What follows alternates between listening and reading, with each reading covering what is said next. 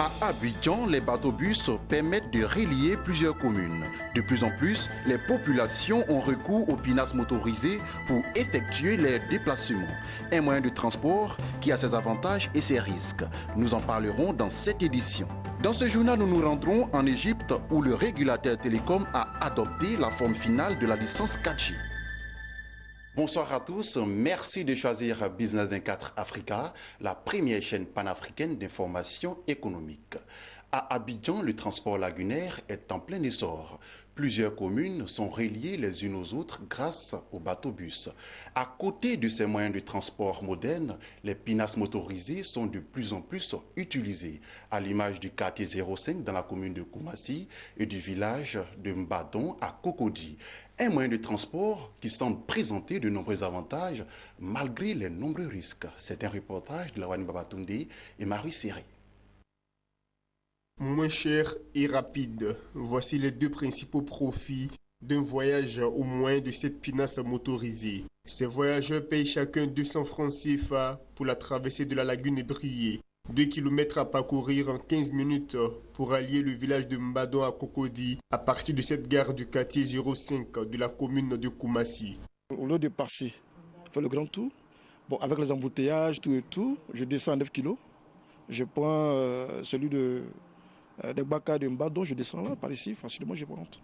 Ici, c'est le ralliement le plus fiable, voilà, pour pouvoir arriver à destination sans le retard.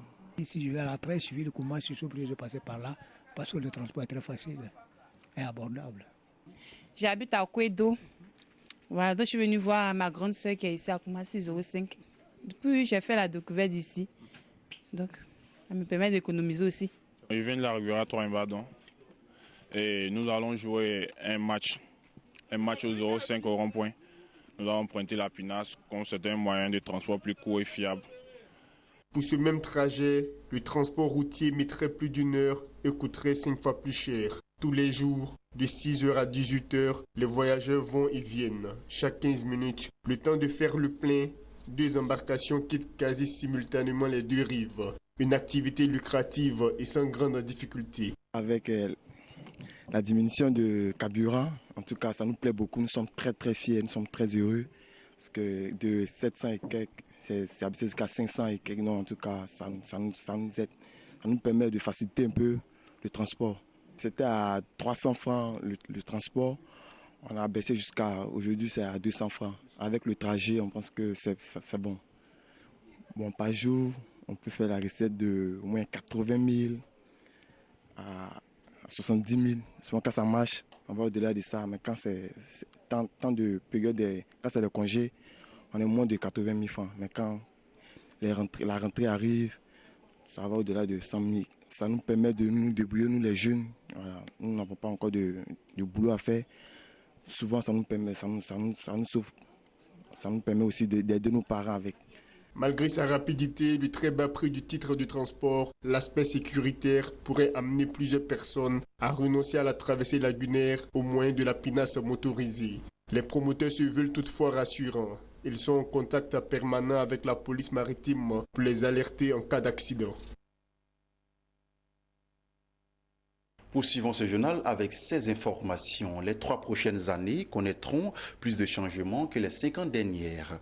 C'est là l'opinion de 1300 PDG de grandes et moyennes entreprises provenant de divers pays comme les États-Unis, la Chine, l'Afrique du Sud ou la Grande-Bretagne. Interrogé par le cabinet KPMG dans le cadre de son dernier rapport baptisé Maintenant ou jamais, la plupart de ses dirigeants estiment que le darwinisme digital sera sans pitié pour ceux qui attendront. Clé de voûte de ces bouleversements, la vitesse du changement qui a lui-même pour vecteur les progrès dans des secteurs comme l'analyse de données, la robotisation, l'intelligence artificielle ou les objets connectés. Selon le rapport, les conséquences de ces changements seront essentiellement une tendance baissière des prix dans un contexte de stagnation, voire de récession, de la création d'emplois en raison d'une automatisation accrue. Rendons-nous au Nigeria où le président Buhari a intimé l'ordre à la Nigerian National Petroleum Corporation de redémarrer l'exploitation d'hydrocarbures dans l'état de Benue, interrompu depuis plusieurs années. Une instruction rapportée à la presse par le directeur général de la NNPC suite à la visite d'une délégation gouvernementale de l'état de Benue, située dans l'est du Nigeria sur la rivière Benue, dont il tire son nom. En Égypte, ce n'est plus qu'une question de temps pour que toutes les procédures entourant l'attribution des licences de la 4e génération des opérateurs télécoms en Égypte arrivent à leur terme. D'après un cadre du ministère de télécommunications se confiant à Reuters, l'autorité nationale de réglementation des télécommunications a adopté la forme finale de la licence 4G.